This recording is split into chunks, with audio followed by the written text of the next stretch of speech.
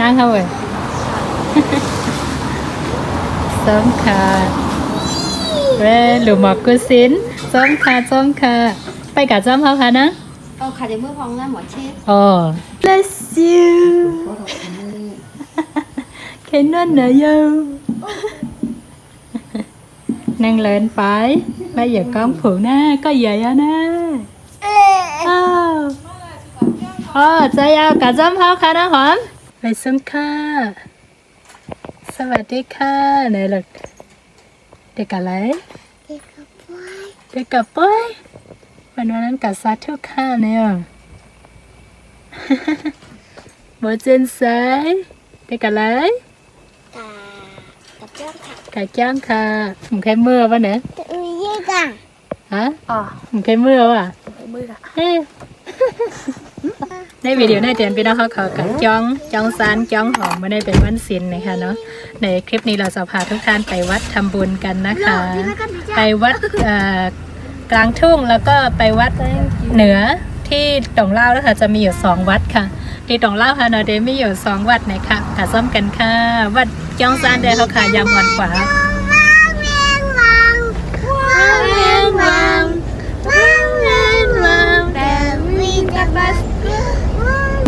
Open and shut. Open your shut. The door. Nè nó hả? No, in the bus. Open your shut. Hả? Sẵn lòng. Nè. Học luôn lại cho bạn này bà. Hả? Cho ra học luôn lại vô. Không phải đâu. Trong san. No. Oh, vào đây. Không vào. Ở đây là lượng cái này mà. Học luôn lại nào một chân thế nào. Nè, thì mấyพี่น้องมาเป็นจ้องล่องหมอก มาดิ เออไม่ยอมถอยให้เลยเด็กๆก็มาทำบุญด้วยเช่นเดียวกันทุกคนก็มาขึ้นจ้องล่องหมอกให้แต่เป็นเจ้านายศิลป์เขามารับศิลป์วันค่ะนะเขาไม่แต่งทุกวันพระแบบนี้นะคะชาวไทยใหญ่ก็จะไม่พลาดเลยที่จะมาทำบุญถือศีลเข้าวัดนะคะบางคนก็จะถือศีลคืนช่วงนี้จะมีผู้หลบภัยยังมาพักอยู่ที่นี่เพราะฉะนั้นก็จะไม่มีถือศีลคืนค่ะ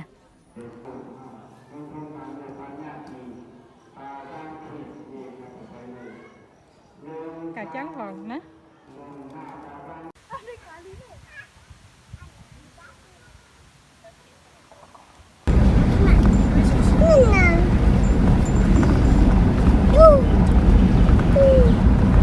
ให้ก็จะเป็นในตรงลาวค่ะ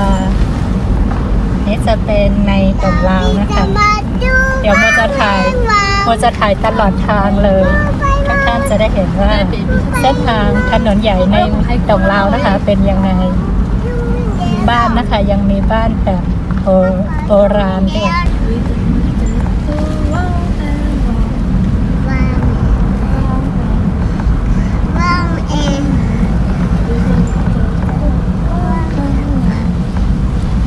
นี่ก็จะเป็นในตรงลาวนะคะไม่ได้ไปถ่ายกันอะไรหันในลาวต่างหมดเดี๋ยวเจ้าซ่านต่อถึงเจ้าของที่นี่จะมีวัดอยู่2วัดนะคะ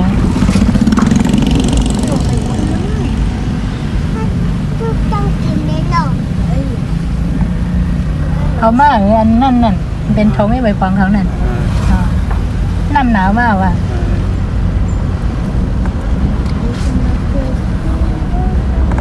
เพราะน้ำแดงเขาได้ใส่ทัดผู้ขายให้หน่อยเนาะ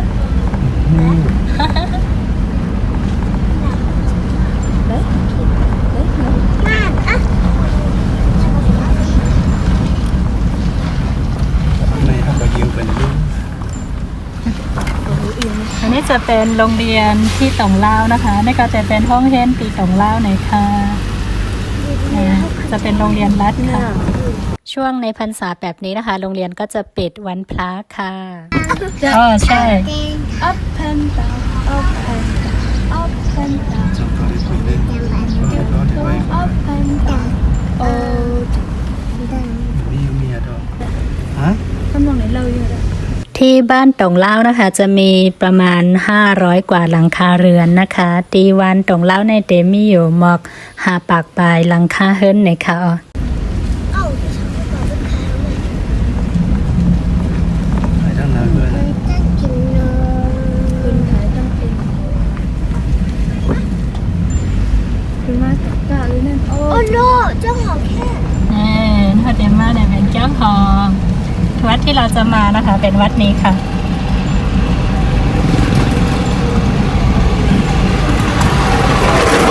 เขาเรียกตามคลิปเลยนะ ฮะตามทิศเหรอ ใช่ นะจ้องหองจ้องซานหองคือเหนือซานคือใต้ ทางเหนือทางใต้ วัดเหนือวัดได้ นี่น้ำเล่า เนี่ย แต่นี่ก็จะเป็นน้ำลาวนะคะ เดี๋ยวจะได้ชมกัน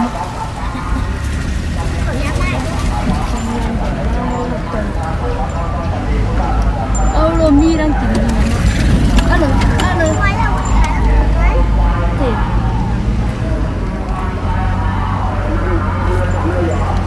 只要离开了雷马先找大马人，雷马有帮。 แล้วเคยมาถ่ายเมื่อหลายปีที่แล้วเนาะ ใช่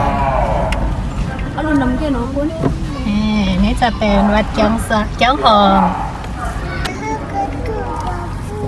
สาธุสาธุสาธุครับพระองค์ก็หายหวังเราเป็นมากันเป็นหมายที่อาปเสกันอาไม้ลอยไฟไม้ลอยไฟหนึ่งวันถูกยาขึ้นไม้ตังเงินคนเห็นจากอาก็ถามเรื่องเลยถามแจ้ง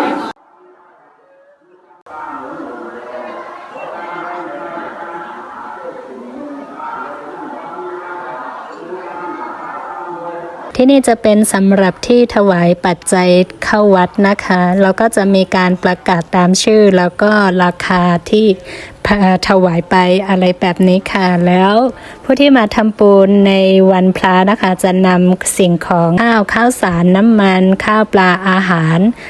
กับข้าวอะไรแบบนี้นะคะมาถวายด้วยที่ขาดไม่ได้ก็คือจะเป็นดอกไม้นะคะวันพระใหญ่แบบนี้นะคะจะมีผู้ที่มาถือศีลวันศีลคืนนะคะจริงๆถ้าหากว่ารอฟังธรรมนะคะ9โมงประมาณถึง11โมงนะคะจะมีการฟังธรรมกันแต่ว่าเราจะกลับก่อนเพราะว่าเอาเด็กมา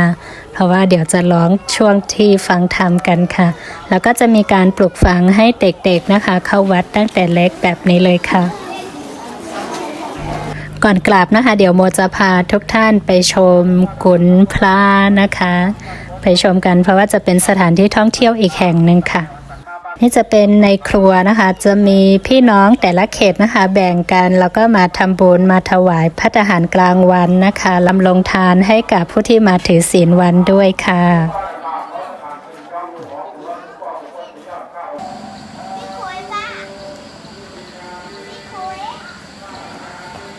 เมื่อวันนั้นเดมินกยุงแหกับแหนมเมียวอะ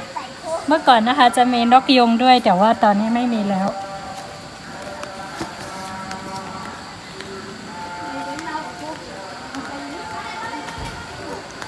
เดี๋ยวเราจะพาทุกท่านไปชมน้ำลาวแล้วก็จะมีพระเขาสร้างพระไว้หยดบนภูเขานี้นะคะเดี๋ยวพี่น้องเขากะต้อยน้ำลาวแหกก็กะต้อยตีคนห้ายาแล้วคนพลาเนี่ย ใช่ครับ มันเป็นไงไว้ฝนตกอ่ะเมื่อวันเอามามันมีอันเฮงเหรอกำในเมียเนาะเรามาครั้งที่แล้วคือสะพานนี้แบบโล่งๆน่ากลัวมากตอนนี้มีที่กั้นแล้ว เห็นไหม ในหนาน้ำล้างโอเคในที่อาบน้ำจะทางนั้นก็อาบได้ แต่ว่าปกติน้ำจะใสนะคะ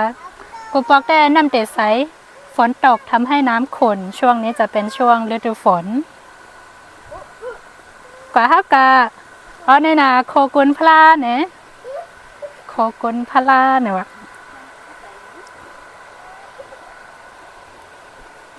ก็หลับพัดก็ไล่เยิมไปนะกลัวอยู่ถ้าเป็นเมื่อก่อนไม่มีที่กั้นนี้หมดจะไม่กล้าข้าม แต่ตอนนี้คือมีที่กั้นแล้วเสียว่าถึงคนไหนอะเนาะ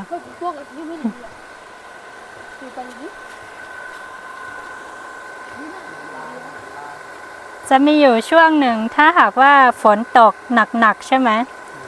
น้ำจะท่วมถึงสะพานนี้เลยนะคะ ป้าวุ้นดับเบิลมิงกินเหรอจริงเหรอ โอเคก่อน เอามาก้านคนไหนกินเอามาก้าน ลมเรื่นมากลมพริ้วแบบนี้เลย อากาศดีมากใช่ค่ะ เย็นสบายเลย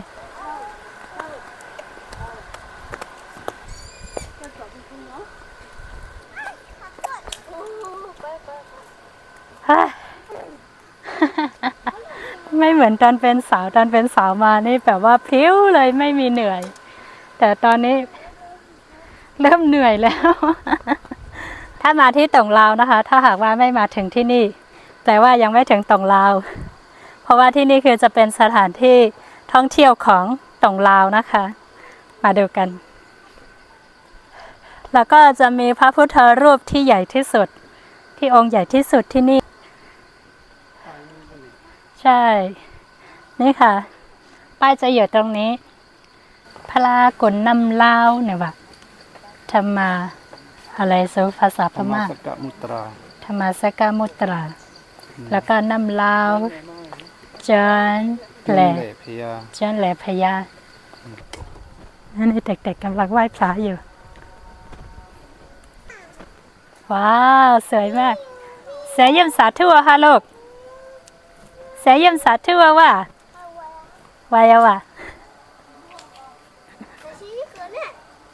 นี่ก็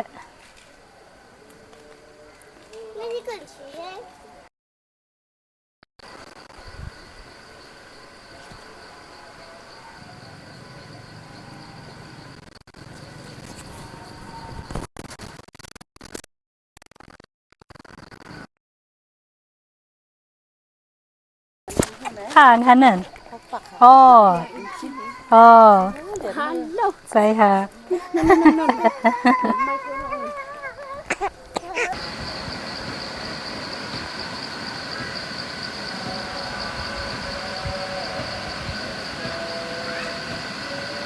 ที่นั่งพักด้วย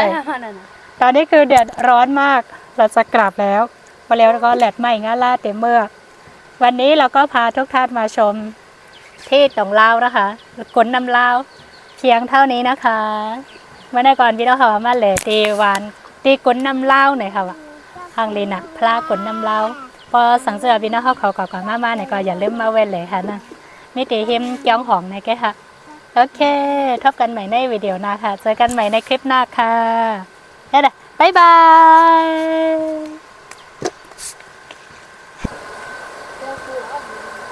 จบ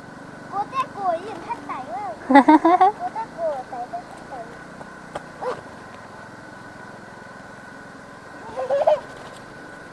แสยืม ส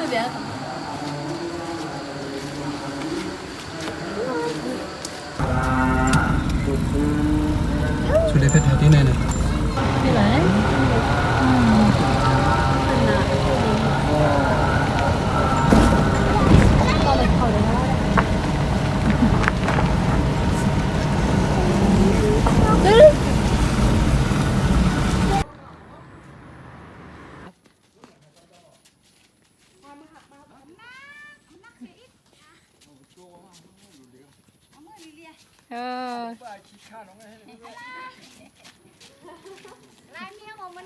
ลายเมียวเออใส่หาหน่อยแค่หมอ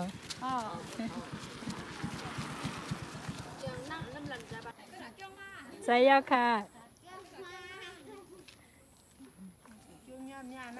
สาธุค่ะสาธุค่ะสาธุค่ะให้เจ้าลายมือค่ะนะอีง่ะอย่าไปเท่ๆ กะเกียงมาหวังวันเลยน้องเขาเคยกินก็เลยฮัลโหลส้มคาเนลูก ส้มค่ะสาธุค่ะเนี่ยเอาล่ะส้มค่ะเนี่ยลูก นี่แหละลูกมาไว้